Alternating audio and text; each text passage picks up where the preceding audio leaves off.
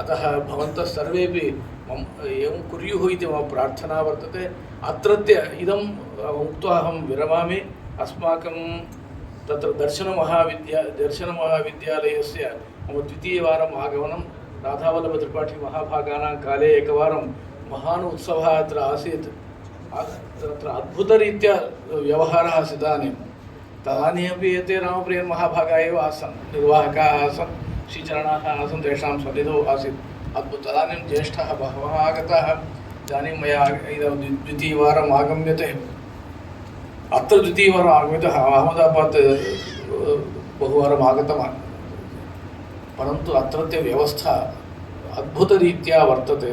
अत्र तु विदुषां विषये महती सद्भावना वर्तते, सौहार्दभावना वर्तते। इयं भावना अनुवर्तताम्। अहं तु स्वामिपादानां सविधे प्रातः मया भाषितमस्ति। तत् किञ्चित् अस्माकं सिद्धान्तरीत्या भाषितमस्ति, तस्य अनुवर्तनं कर्तुम् अहम् इच्छामि। अस्मिन् सन्दर्भे पुनः पुनः तानन्तरेण निपतेत् कुनुमत्प्रणामः इति रीत्या सर्वान् वैदिकान् प्रणम्य अहं विरमामि। नमस्कारः।